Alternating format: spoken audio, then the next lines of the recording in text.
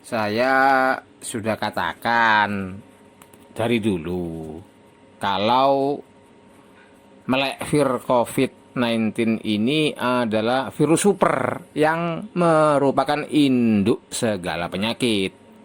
Sudah sangat sering saya paparkan mengenai perjalanan fisik penderita nantinya.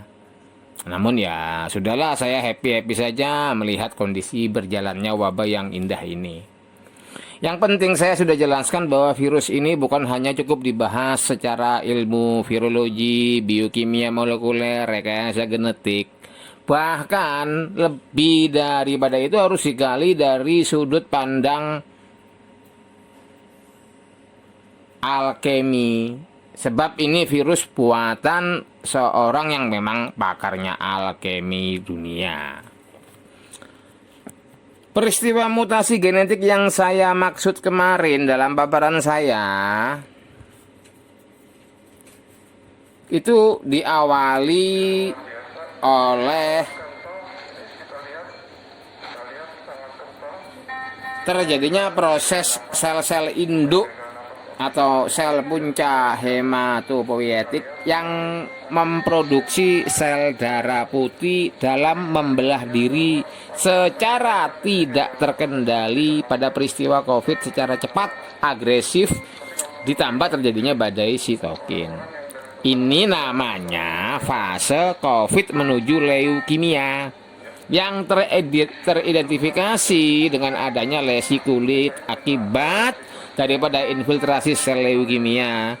Hal ini disebabkan oleh karena produksi sel darah putih yang berlebihan oleh karena rangsangan daripada virus melekvir COVID-19 ini.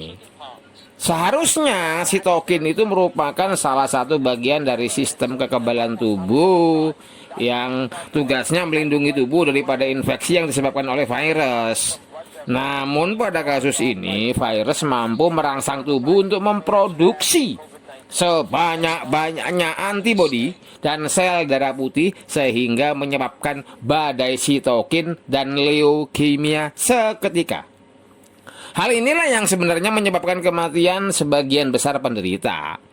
Perlu diketahui bahwa pemberian obat secara coba-coba akan semakin memperparah kondisi, yaitu pasien meninggal ataupun kalau pasien tetap hidup maka dia sebenarnya sedang mengalami fase mutasi genetik pada seluruh bagian tubuhnya. Dan setiap jenis obat yang diberikan kepada pasien akan membuat virus itu sendiri bermutasi dari masa ke masa, menyesuaikan dengan kandungan kimiawi obat dan terus melakukan infiltrasi infeksi pada sel sehingga kondisi tubuh semakin runyam. Pada kondisi buruk selanjutnya pasien akan mengalami Down syndrome alias keterbelakangan mental, cacat mental atau disabilitas intelektual yang merupakan kelainan genetik yang terjadi pada kromosom 21 pada berkas Q22 gen, yaitu gen yang merupakan peristiwa kelebihan salinan pada kromosom 21.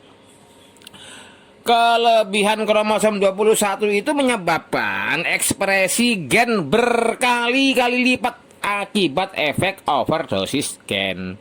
Overproduksi protein termasuk padanya badai sitokin tertentu yang dikode oleh gen-gen pada kromosom ekstra 21 yang mengganggu keseimbangan biokimia dan fungsi selular yang seharusnya penting untuk perkembangan dan fisiologis organ-organ tertentu, namun berubah menjadi liar atau rusak sedemikian rupa. Inilah mengerikannya mutasi genetik yang diakibatkan oleh melekvir COVID-19 ini.